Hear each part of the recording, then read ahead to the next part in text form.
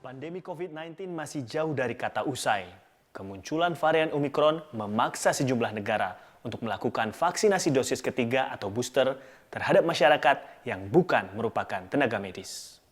Amerika Serikat telah memulai vaksinasi booster pada November 2021. Inggris, Prancis, dan Jerman menjadi 3 negara Eropa yang memulai vaksinasi booster di benua Eropa. Israel bahkan sudah memulai vaksinasi booster sejak bulan Juli. Negara tetangga kita, Singapura, dan Malaysia juga telah mengizinkan vaksinasi dosis ketiga. Sementara Indonesia direncanakan akan memulai vaksinasi dosis ketiga kepada masyarakat pada bulan Januari 2022 ini. Fungsi vaksinasi booster adalah untuk meningkatkan antibodi pada tubuh manusia, karena hasil penelitian menunjukkan 6 bulan pasca vaksinasi dosis kedua dilakukan, terjadi penurunan tingkat antibodi pada mayoritas subjek yang diuji.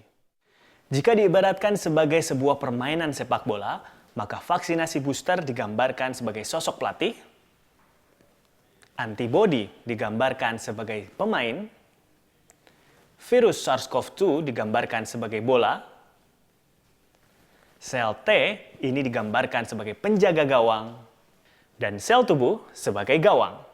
Nah, sosok pelatih ini akan menginstruksikan pemain cadangan untuk masuk menggantikan para pemain yang sudah kehabisan stamina untuk membantu penjaga gawang agar tidak kebobolan bola lebih banyak lagi.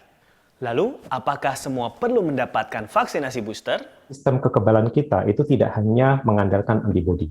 Kita juga punya sistem pertahanan lapis kedua yang kita sebut sebagai sel T, di mana sel T ini fungsinya tidak akan menurun selama beberapa tahun. Ini bertahan dalam jangka waktu lama, ya. Nah, sel T ini sejauh ini bertahan, ya. Walaupun kita mendapat vaksin dosis kedua sudah lama, ya, bulan Februari, ya, tetapi sampai sekarang itu sel T itu masih bisa bertahan, ya. Antibodi turun, tetapi sel T bertahan. Nah, pada orang tua, ya, pada orang tua dan mereka yang menderita penyakit komorbid, fungsi sel T itu lemah. Jadi antibodinya tidak diproduksi banyak dan juga sel T-nya lemah, sehingga mereka memerlukan booster untuk menjaga supaya antibodi mereka berada pada level yang tinggi. Ya, karena sel T-nya sudah lemah kan. Jadi yang menjaga di depannya, ya, yang di depan sel T itu harus dijaga pada jumlah yang tinggi, ya, antibodinya. Sedangkan masyarakat yang sehat, mereka yang bukan lansia dan tidak memiliki penyakit komorbid, mereka sebenarnya belum perlu untuk mendapat vaksin booster. Gitu. Jadi tidak semua orang memerlukan vaksin booster. Jika kita termasuk ke dalam golongan yang membutuhkan booster, yakni tenaga medis, lansia, ataupun orang yang memiliki komorbid, atau kita akan bepergian ke negara yang mewajibkan vaksinasi booster, maka terdapat 2 mekanisme untuk menentukan jenis vaksinnya.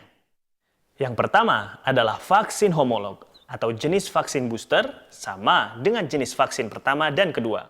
Dan yang kedua adalah vaksin heterolog atau jenis vaksin booster berbeda dengan jenis vaksin yang digunakan pertama. Data dari Kementerian Kesehatan di negara Chile menunjukkan efektivitas vaksin Sinovac ditambah Pfizer sebagai booster menunjukkan angka 94,9%. Sinovac plus AstraZeneca menunjukkan angka 93,6%, dan 3 dosis Sinovac menunjukkan efektivitas sebesar 73,6% dalam mencegah COVID-19 bergejala ringan dan sedang. Kenapa kombinasi heterolog itu lebih baik? Karena kalau kita menggunakan jenis vaksin yang berbeda, itu keberagaman antibodinya lebih tinggi. Ya, jadi tubuh kita dilatih untuk mengenali antigen, ya, antigen itu datangnya dari vaksin yang beragam, ya, sehingga diharapkan tubuh kita akan mampu untuk menghadapi varian yang berbeda. Kalaupun ternyata varian-varian yang baru itu muncul di kemudian hari. Kalau menggunakan jenisnya vaksin yang sama, dari segi jumlah antibodi tinggi, tetapi dari segi keberagamannya tidak terlalu tinggi, karena kita menggunakan jenis vaksin yang sama. Ya, walaupun harus saya katakan, baik menggunakan vaksin heterolog atau menggunakan vaksin homolog, efektivitasnya untuk melindungi kita dari sakit berat dan kematian itu hampir sama. Yang beda itu adalah efektivitasnya untuk melindungi kita dari COVID bergejala. Di situ bedanya.